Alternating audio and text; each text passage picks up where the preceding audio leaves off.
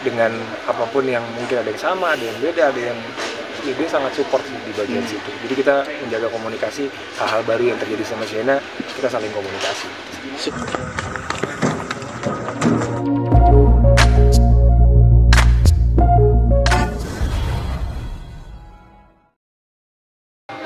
Sebagai kayak MC gitu ya, presenter berapa lama sih? Udah lama sih sebenarnya bisa dibilang balik lagi ke panggung tuh ya semenjak banyak bergabung untuk persiapan SCTV, tapi enggak sih, saya kan banyak sebenarnya 2 tahun terakhir aktif di sinetron kan, dan sinetron kita di Sinemart juga keluarga besarnya MT Group.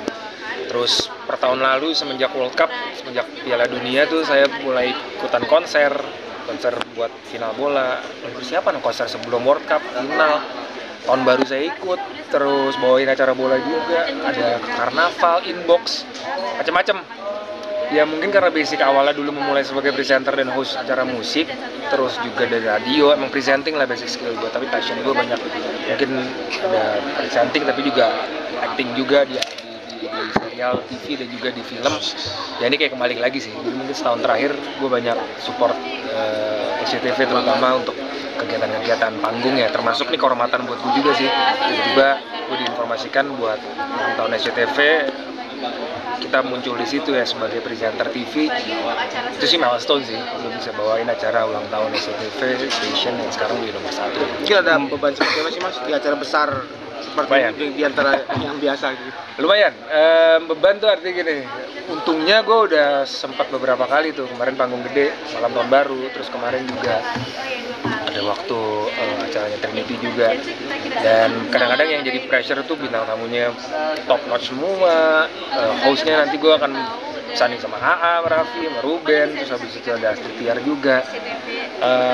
Pressure sih, cuman kalau dipikir-pikir ya untungnya pemanasannya udah banyak, karena kan gue bawain sama Yuki sama Ruben, jadi secara personal juga udah cukup akrab gitu. Kayaknya kalau dipikir-pikir pressure, tapi kan begitu udah di atas panggung sih biasanya ngebawain kayak ngikutin flow-nya aja. Mas Ben, mungkin update sedikit nih soal anak nih. Banyak netizen yang memuji kamu mendidik Sienna ini dengan baik itu. Seperti apa sih mungkin? Gue sebenarnya jujur agak takut juga sih kalau misalkan dapat pujian. Bukan takut sih, kita kan kalau terima pujian kita gampang ya, sangat senang hati gitu. Cuma kadang ya di era sekarang ini kadang-kadang ya tindakan kita begitu dapat atensi publik yang banyak, kita juga jadi harus bersikap yang kadang-kadang sesuai sama perhatian publik kan. Kalau ada yang nggak sesuai, terus habis itu kita suka dapat koreksi, komentar. Ya kita harus siap-siapin pada saat tindakan kita mungkin tidak sesuai sama publik. Itu aja sih, bukan buat gue tapi juga buat Sienna juga. Tapi paling utama dari kamu sendiri mendidik Sienna sampai kamu memutuskan hijab itu? Kayaknya memang value dari Sienna sendiri dari kecil dia banyak aktif di kegiatan pengajian anak kecil, kita bilangnya pengajian cabai rawit tuh. Memang anak kecil yang dari kecil banyak aktif di masjid, pulang sekolah jam 6 sore, jadi memang banyak bergaul di situ. Dan Sienna kan memang lingkungannya banyak berhijab kan, berhijab, berhijab, teman-teman pengajiannya juga berhijab, teman-teman sekolah juga ada beberapa. Jadi mungkin dia pemandangan itu bukan satu hal yang baru buat dia gitu. Jadi bukan pada saat dia sekarang merasa ingin dan menggunakan hijab, ya dia melakukannya seperti so far sih gue ngeliatnya nggak tahu ya, mungkin di dalam dia mungkin ada beratnya, mungkin namanya perempuan kan pasti pengen terlihat rambutnya gitu, tapi dia ngelakuinnya sih dengan senang hati, jadi kita juga senang. Di usia yang 10 tahun ini mungkin sendiri sebelum menggunakan hijab. Info aja sih dia nggak membicarakan yang terlalu berat, terlalu heavy gitu. Dia cuma cerita aku mau pakai hijab. Oke. One day tiba-tiba kayak gitu, terus dari cuman ke acara-acara yang emang pantasnya menggunakan hijab, tapi mulai ke acara hampir ke semua kegiatannya dia, mulai ke sekolah. Patokannya kan sekolah kan, begitu dia ngerasa di sekolah udah ingin menggunakan hijab, buat aku jadi sesuatu yang membanggakan buat aku sendiri sebagai orang tua. Karena kan di sekolah panas, tapi dia tetap pakai hijabnya. Tapi ya ini kan kita bicara anak baru mau 11 tahun nih, pra remaja. Kita tidak tahu kan, kadang-kadang berubah. Nah harapannya, ini juga publik juga pada saat nanti ada yang tidak sesuai, chill juga ya. Kadang-kadang nanti loh, kok ini itu hijab udah mulai soalnya komentar-komentarnya hijabnya miring. Anak namanya banyak jalan. Di Caca sendiri gimana? Ketika Seneng.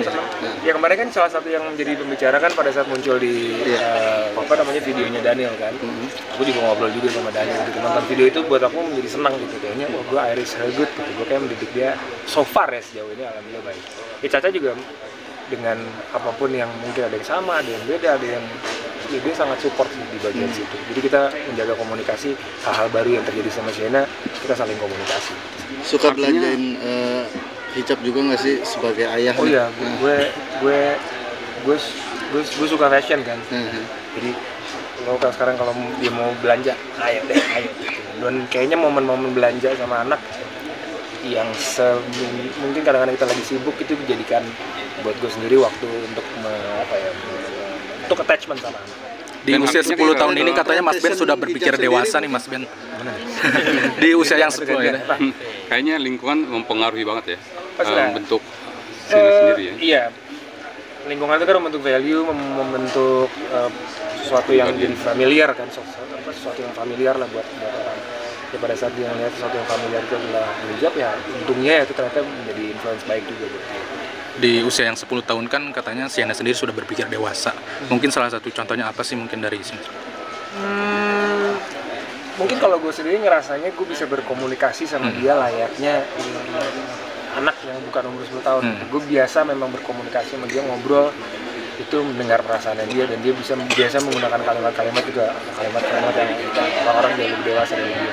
Nah karena kita membiasakan seperti itu, jadi mungkin dia terbiasa untuk dianggap seperti anak umur itu, walaupun permintaannya bisa remeh banget gitu. Mau beli apalah, nemtek, mau beli speedo, mau beli warna, aku tuh penting banget ayah Ben, aku tuh soalnya betul, oh gitu ya, itu bukti kita apresiasi sama apa yang dia rasakan. Nah, di IG terbaru kamu kan, Sienna sendiri kan sudah tampil bawakan podcast, mungkin ada gak sih mungkin mengikuti jejak kamu sendiri sebagai presenter kah atau artis ke depannya? Sesuatu yang membahagiakan buat dia nyaman dan dia ingin jalankan, ya kita siap untuk nemenin sih. Namanya anak muda kan pasti akan berubah-ubah kan. Apa yang dia bilang dia inginkan sekarang mungkin bisa berbeda sama 2 tahun lagi gitu. Ya sekarang kita hanya akomodir aja. Aku berusaha untuk sebisa mungkin tidak bilang tidak selama dia ingin banget. Karena ada beberapa mungkin nggak cocok sama kita, mungkin jangan, tapi dia ngerasa itu penting buat dia. Oh ya kita harus dengerin sekarang karena beda zaman dulu sama kita. Kita dengerin oke.